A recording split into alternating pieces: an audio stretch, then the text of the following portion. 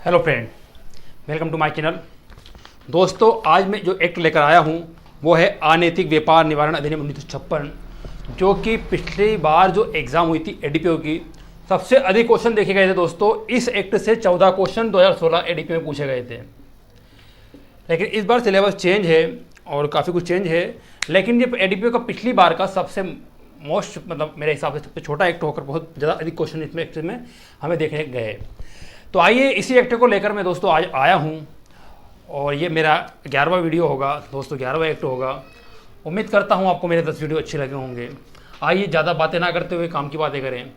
अनैतिक व्यापार निवारण अधिनियम 1956 दोस्तों, जिसका अधिनियम संख्यांक 104 है और इसे 1956 में लागू किया गया।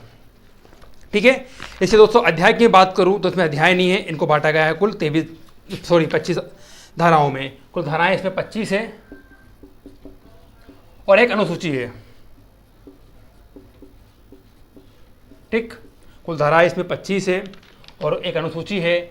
आइए इन्हें हम समझते हैं।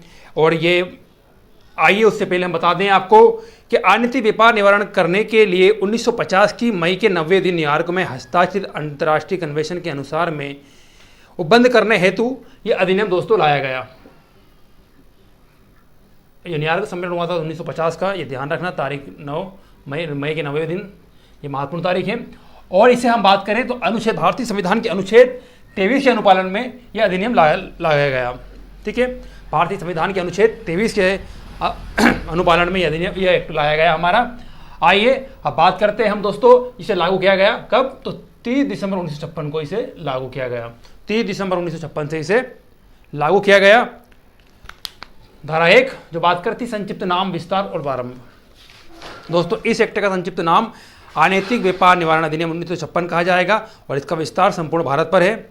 और ये धारा प्रवृत्त हो जाएगी और ये इस अधिनियम के शेष उस तारीख को प्रवृत्त होंगे जो केंद्र सरकार साक्षी राजपत्र में द्वारा नियत करे। ठीक है, तो संक्षिप्त नाम विस्तार आपने देखा है इसका संपूर्ण भारत। और कब प्रारंभ होगी दोस्तों? तो ये राज्य सरकार जिस दिन, केंद्र सरकार जिस दिन चाहे उसे प्रकाशित कर ठीक है। तो इसकी लागू दिनांक जो है 30 दिसंबर 1956 से संपूर्ण भारत पर लागू कर दिया गया। और इसका आप देखिए, इसका नाम ही अनैतिक व्यापार, कैसा? अनैतिक व्यापार निवारण अधिनियम 1956 क्यों लाया गया?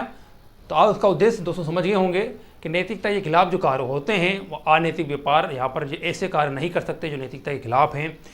और पति पत्नी के रिश्ते के अलावा गैर संबंध बनाना यहाँ पर गलत माना गया है, जो कि अपराध है। आइए धारा 2 समझते चलते हैं हम। दो जो परिभाषाएं बताती हैं, जब तक इस संदर्भ में अन्यथा अपेक्षित ना हो, यही परिभाषा जो बताई जा रही है, यही इस एक्टों में इसका अर्थ लगाया जाएगा। 2 का में बताया गया है वेश्यागृह।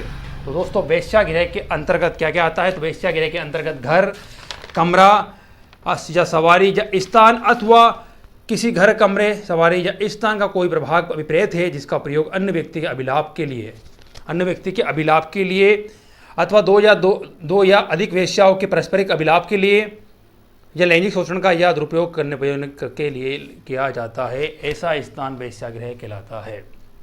ठीक है, लैंगिक के अपराध का दुरुपयोग करने के लिए या वेश्याओं के अभिलाप के लिए किया गया गृह है, ऐसा वेश्यागृह कहलाता है। धारा 2 का में ऐसी परिभाषा दी गई है। 2 का में किससे बताया गया है? तो वेश्यागृह को। दोस्तों, ये 2016 में पूछी गई थी एडीपीओ में। ठीक है, आइए नेक्स्ट 2 का जिसे बालक बताया गया है। तो बालक से क्या अभिप्राय है? दोस्तों, हर एक्ट में बालक का ध्यान रखेंगे हम लोग। इसमें बालक से अभिप्राय ऐसे व्यक्ति थे जिसने 16 वर्ष की आयु पूरी नहीं की हो। इस एक्ट के अंतर्गत जिस बालक, वहाँ व्यक्ति है जिसने 16 वर्ष की आयु, जिस व्यक्ति ने 16 वर्ष की आयु पूरी नहीं की हो, वहाँ व्यक्ति बालक की परिभाषा के अंतर्गत आएगा। 2 सुधार संस्था, धारा 21 के अधीन स्थापित अनुजब सुधार संस्था यहाँ पर स्थापित की जाए। इस जो 21 के दिन स्थापित की गई है वो सुधार संस्था यहाँ पर इस व्यक्ति है ना। ठीक है, आइए बात करते हैं धारा 2 जो बात करती है दोस्तों मजिस्ट्रेट। तो मजिस्ट्रेट से ऐसा कोई मजिस्ट्रेट अभिप्रेत है जो धारा द्वारा जिसमें ये पद आता है, प्रदत्त शक्तियों का प्रयोग करने के लिए अनुसूची के द्वितीय स्तंभ में सक्षम विनिष्ट किया गया, और जो अनुसूची के प्रथम स्तंभ में विनिष्ट है वहाँ वो यहाँ पर मजिस्ट्रेट की परिभाषा के अंतर्गत। ठीक है, आइए 2 का वयस्क से क्या अभिप्राय है? और धारा 18 दोनों दोस्तों, वयस्क से ऐसा व्यक्ति अभिप्रेत है जिसने 18 वर्ष की आयु पूरी कर ली हो, वहाँ व्यक्ति वयस्क कहलाता है। और 1875 में बताया था आपको, 1875 अधिनियम के तहत व्यक्ति क्या कहलाता है? तो व्यक्ति जिसने 18 वर्ष की आयु पूरी कर ली हो, वहाँ व्यक्ति वयस्क कहलाता है। यही परिभाषा दो गा का में दी गई है। आइए 2 गा खा, अवयस्क क्या है? और दोस्तों, जिस व्यक्ति ने अपनी 16 वर्ष आयु पूर्ण कर ली हो और 18 वर्ष की आयु पूरी नहीं की हो, ऐसा व्यक्ति अवयस्क व्यक्ति कहलाता है। ठीक है, आइए 2 घा जो बात करती है विहित। और दोस्तों, विहित से अभिप्राय हर एक्ट में यही है कि इस अधिनियम के अधीन बनाए गए नियम आते हैं, इस अधिनियम के अधीन बनाए गए नियम आते हैं। ठीक है, विहित से अभिप्राय है। और वेश्यावृत्ति दोस्तों, तो आइए इस वेश्यावृत्ति से व्यक्तियों का वाणिज्यिक प्रयोजनों के लिए कमर्शियल के लिए लैंगिक शोषण या दुरुपयोग अभिप्रेत है और वेश्या पद का तदनुसार अर्थ लगाया जाएगा। ठीक है, और आइए संरक्षा गृह दोस्तों, ये भी धारा 21 के अधीन स्थापित या अनुचित संस्था है जो ऐसे व्यक्तियों को जिनकी देखरेख और संरक्षण की आवश्यकता है, इस अधिनियम के अधीन रखा जाए और जहां समुचित तकनीकी रूप से या अहरित व्यक्तियों उपस्कार या अन्य सुविधाओं की व्यवस्था की गई हो और उनके अंतर्गत निम्नलिखित नहीं है। कोई आश्रय या कोई सुधार संस्था, ठीक है, जिसमें शामिल नहीं है। आइए सार्वजनिक स्थान, पब्लिक प्लेस, तो ऐसा कोई स्थान जो जनता के प्रयोग के लिए आश्रित हो, जैसे जिसकी जनता तक पहुँच हो और जिसके अंतर्गत कोई लोक प्रबंध भी है। ठीक है, वही सार्वजनिक स्थान जैसे कि होटलें हैं, अस्पताल हैं, बस स्टैंड है, मतलब यहाँ पर पब्लिक का जहाँ किसी की रोक नहीं था, यहाँ सब लोग आ जा सकते हैं, ऐसा स्थान सार्वजनिक स्थान कहलाता है। और विशेष पुलिस अधिकारी 2 झा में, तो राज्य सरकार ऐसे पुलिस अधिकारियों की नियुक्ति करेगी इस एक्ट के अंतर्गत। ठीक है, और आइए 2 यहाँ में बोलता है दुर्व्यापार पुलिस अधिकारी। तो दोस्तों, ये केंद्र सरकार द्वारा धारा 13 की उपधारा 4 के अधीन यहाँ पर केंद्र सरकार द्वारा पुलिस अधिकारी अभिप्रेत है। ठीक है, ये केंद्र सरकार द्वारा, ये राज्य सरकार द्वारा सार्वजनिक स्थान दोस्तों जहाँ पर सभी लोगों का, ठीक है, कोई मनाही नहीं हो, पब्लिक प्लेस और संरक्षा गृह धारा 13-21 के अधीन। वेश्यावृत्ति विहित में आपने देखा आवयस्क, वयस्क, मजिस्ट्रेट और सुधार संस्था और बालक और वेश्यागृह। 2016 में दोस्तों एक क्वेश्चन जो पूछा गया था, ये इसमें से एक तो पूछा गया था वेश्यागृह,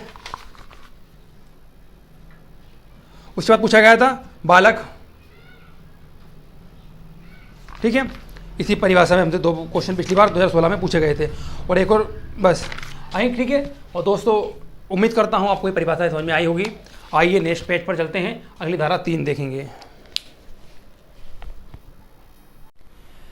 आइए दोस्तों धारा 3, जो वेश्यागृह चलाने या परिसर के वेश्यागृह के रूप में प्रयुक्त करने के लिए दंड। अब हमारी शुरुआत होती है दंड की।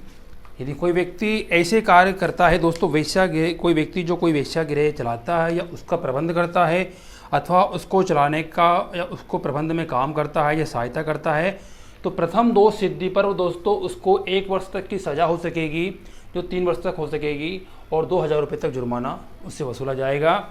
और यदि पश्चातवर्ती दोष सिद्धि पर फिर हो जाता है दोस्तों, तो 2 वर्ष तक उसकी सज़ा होगी और जो 5 साल तक हो सकेगा।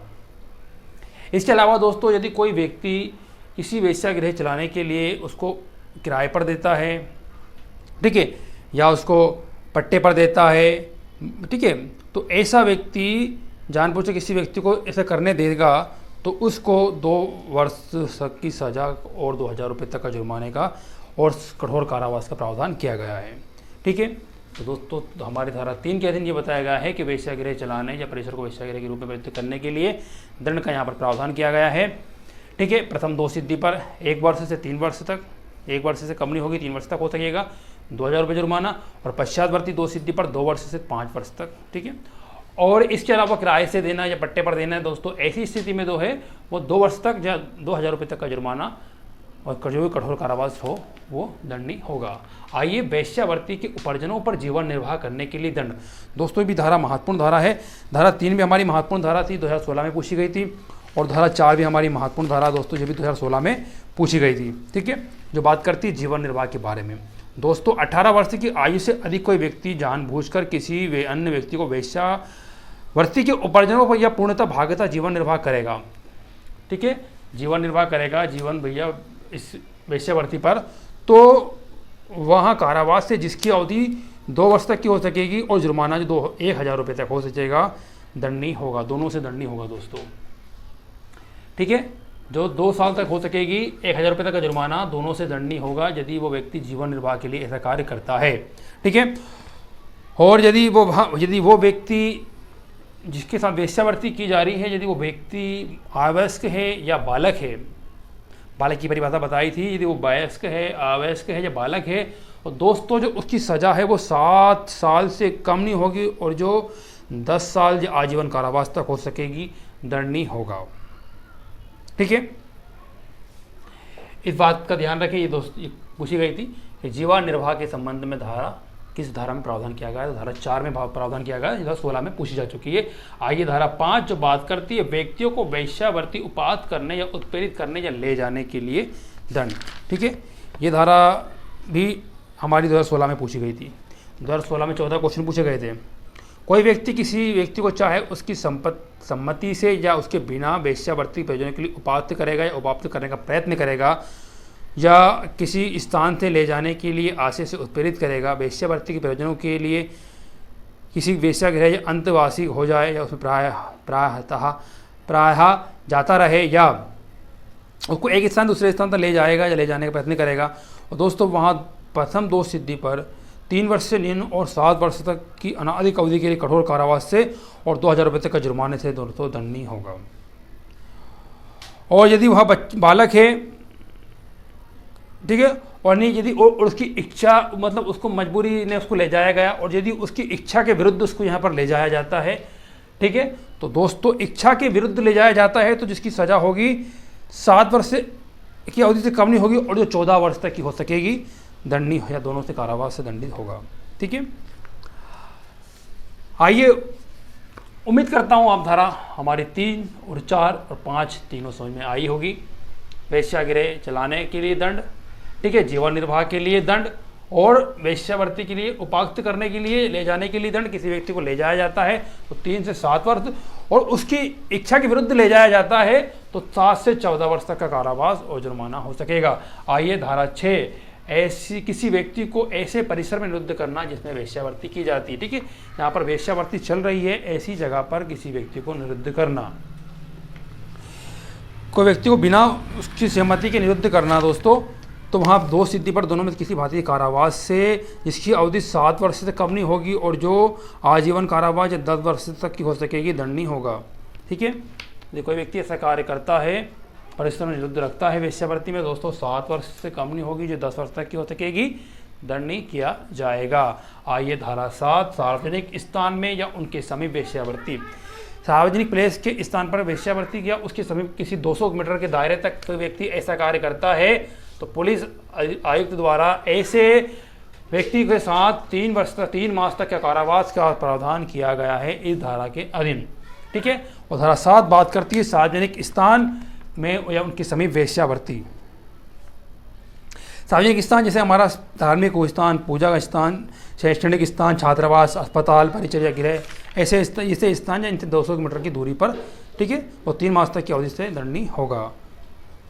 ठीक है, इसके अलावा आप बैरेक्ट में देख लीजिएगा, हम मोटे तौर पर आपको समझाने की कोशिश कर रहे हैं ताकि इस सेक्टर को आप आसानी से जब पढ़ने बैठो तो आपको समझ में आएगा क्या प्रावधान किए गए हैं। आइए धारा 8, वेश्यावृत्ति के प्रयोजनों के लिए विलुप्त करना या याचना करना, यानी किसी व्यक्ति को आकर्षित करना वेश्यावृत्ति के लिए, उसको इशारे करना, उसको है ना, ठीक है, उसको देखना या उसको बार बार शब्दों अंगों अपने शरीर की जानबूझकर अभिदर्शन द्वारा चाहे किसी भवन पर या घर की खिड़की पर या बालकनी पर बैठकर या किसी अन्य रीति से अन्यथा किसी व्यक्ति को वेश्यावृत्ति के प्रयोजनों के लिए प्रलोभित करेगा या प्रलोभित करने का प्रयास करेगा या उसका ध्यान आकर्षित करेगा या आकर्षित करने का प्रयास करेगा दोस्तों धारा 8 के अधीन, तो छेड़छाड़ करेगा या घूमता फिरता रहेगा या ऐसी रीति में कार्य करेगा जिससे आसपास रहने वाले ऐसे सार्वजनिक स्थान से होकर जाने वाले व्यक्तियों को बाधा या क्षोभ हो अथवा सार्वजनिक शिष्टता का अतिवर्तन करेगा। तो प्रथम दोष सिद्धि पर दोस्तों जिसकी अवधि 6 मास से कम नहीं होगी, इसमें 6 मास से कम नहीं होगी दोस्तों। ठीक है, और जो 500 रुपये तक जुर्माना, 500 रुपये दोनों से दंडनीय और पश्चातवर्ती दोष सिद्धि की दशा में 1 वर्ष तक हो सकेगा और 500 रुपये से 150 दंडनीय होगा। ठीक है, धारा 8 याचना के लिए। ठीक है, आइए धारा 9, ये हम तो ये पूछी गई 2016 में, जो बात करती है अभिरक्षा में के व्यक्ति को विलुप्त करना। जो व्यक्ति को किसी व्यक्ति को अपनी अभिरक्षा में अवार्धीन के देखरेख में रहते हुए उस पर वेश्यावृत्ति के लिए विलुप्त किए जाने देगा, सहायता देगा, दुष्प्रेरण करेगा, दोस्तों ऐसा कार्य करेगा तो प्रथम दोष सिद्धि पर दोनों में से किसी बाधित कारावास से इसकी अवधि 7 वर्ष तक हो सकेगी, और जो 10 वर्ष तक हो, 7 वर्ष से कम नहीं होगी, सॉरी, जो 10 वर्ष तक हो सकेगी, जुर्माने से दंडनीय यहाँ पर उसको किया जाएगा। परंतु न्यायालय पर्याप्त और विशेष कारणों से जो निर्णय में लिखित किए जाएँ 7 वर्ष से अन्य अवधि के लिए कारावास का दंडादेश अधिरोपित कर सकेगा। ठीक है, हमारी धारा 10 हटा दी गई है, विलुप्त कर दी गई है, जो कि 1986 संशोधन द्वारा, और धारा 10 का जोड़ी गई है दोस्तों, सुधार संस्था में निरुद्ध करना। ठीक है, किसी महिला को ऐसे कार्यस्थल से पकड़ा जाता है तो ऐसे महिला को बजाय पुलिस हिरासत में बजाय उसको क्या करा जाएगा, उसको निरुद्ध में रखा जाएगा। 2 वर्ष से लेकर 2 वर्ष से कम नहीं हो, जो 5 वर्ष तक उसको सुधार संस्था में रखा जाएगा, ताकि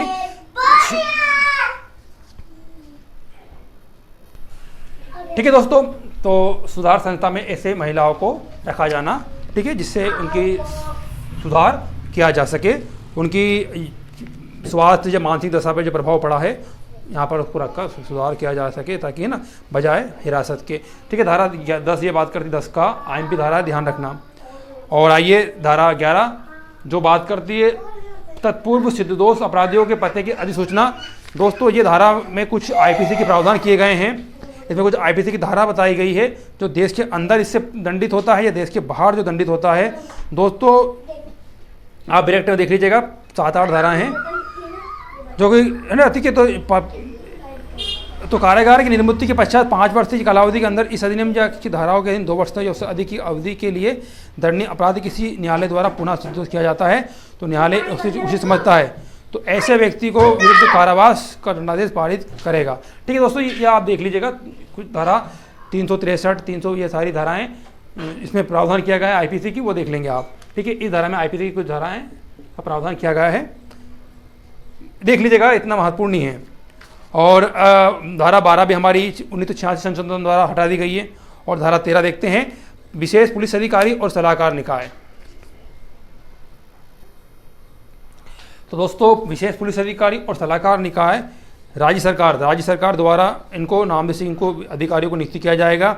और दोस्तों विशेष पुलिस अधिकारी की जो नियुक्ति है वो जो पुलिस निरीक्षक जो है सब इंस्पेक्टर की पंक्ति से नीचे का नहीं होगा। और यदि जिला मजिस्ट्रेट ऐसा करना आवश्यक समीचीन समझता है तो विशेष मामलों या विशेष प्रकार के मामलों को या साधारणतः मामलों की बाबत इस अधिनियम द्वारा उसके अधीन किसी विशेष पुलिस अधिकारी को प्रदत्त की जाने योग्य सभी या उनमें से किसी शक्तियों का उसको प्रदान कर सकेगा। ठीक है, जिला न्यायालय उनको सभी शक्तियाँ और इसी कार्य के लिए।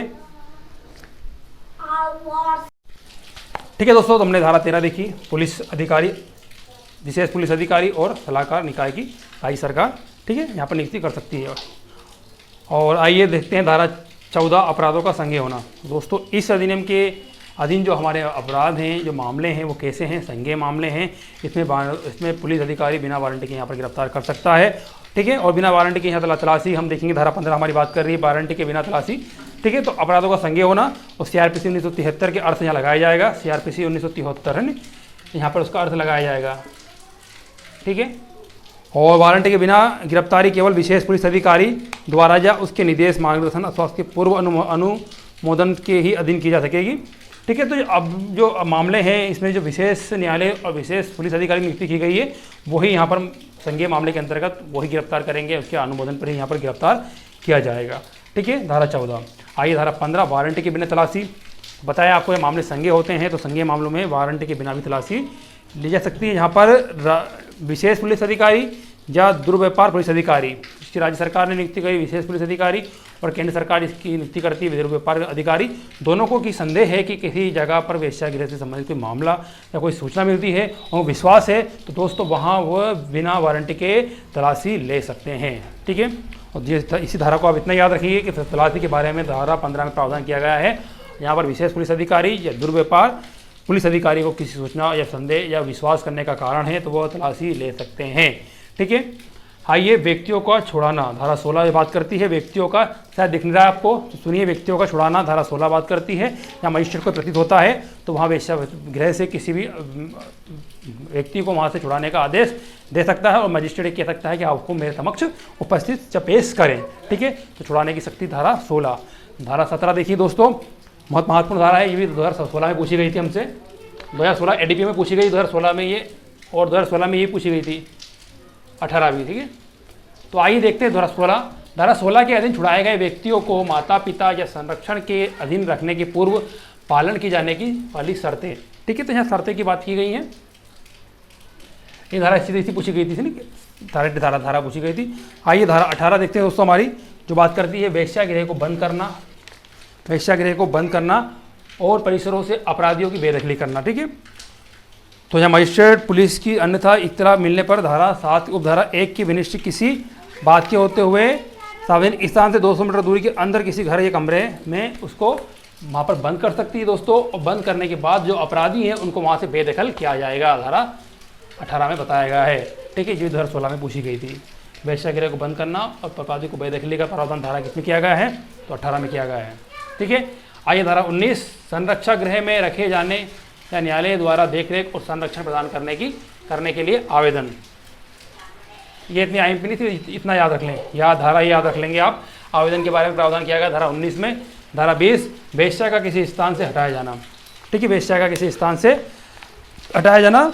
20 तो कोई मजिस्ट्रेट या इत्तला मिलने पर कि उसकी अधिकारिता या स्थानीय सीमा के अंदर किसी स्थान में रहने वाला प्राय जाने वाला कोई व्यक्ति वेश्या है तो प्राप्त इत्तला या सार अभिलिखित कर सकेगा और ऐसे व्यक्ति को उससे अपेक्षा करते हुए सूचना दे सकेगा कि वह मजिस्ट्रेट के समक्ष हाजिर हो और कारण दर्शित करें और अपने आप को उस स्थान से हटाने की अपेक्षा और पुनः प्रवेश करने से प्रतिसिद्ध क्यों न किया जाए। ठीक है, तो वहाँ से मजिस्ट्रेट को प्रतीत होता है तो वहाँ से तो हटा सकता है और दोबारा वहाँ पर ना आने के लिए उससे आदेश दे सकता है। धारा 20। आइए धारा 21 संरक्षा गृह, और हमारा ये बताया था हमने परिभाषा में, धारा 21 के अधीन राज्य सरकार जितने उसकी इच्छा है, राज्य सरकार जितना चाहे संरक्षण गृह की या सुधार गृह की यहाँ पर व्यवस्था कर सकती है। ठीक है, धारा 21 के अधीन। और आइए धारा 22 बताती है हमारी विचारण ट्रायल के बारे में। और 22 का दोस्तों ये देखते हैं, विशेष न्यायालयों की स्थापना करने की शक्ति। ठीक है, तो विशेष न्यायालयों की स्थापना, जिन्हें महानगर मजिस्ट्रेट या प्रथम न्यायिक मजिस्ट्रेट के न्यायालय को यहाँ पर विशेष न्यायालय की स्थापना के रूप में राज्य सरकार यहाँ पर क्या करती है, उसकी स्थापना कर सकती है। तो विशेष न्यायालय की स्थापना करने की सरकार को किसको शक्ति है, या राज्य सरकार को। यहाँ महानगर या जिलों में कोई विवाद हैं, उन विवादों से संबंधित मामलों को राज्य विशेष न्यायालय द्वारा शीघ्र विचारण के लिए यहाँ पर राज्य सरकार विशेष न्यायालय की स्थापना करेगी। फिर ये 22 का में है, बात रखना, 22 का में विशेष न्यायालय, और 22 का में है केंद्र सरकार की विशेष न्यायालय की स्थापित करने की शक्ति। दोस्तों यहाँ 2 या 2 से अधिक राज्यों में कोई मामला है और इस मामले को यहाँ पर केंद्र सरकार उचित समझती है, वहाँ केंद्र सरकार विशेष न्यायालय की स्थापना कर सकती है।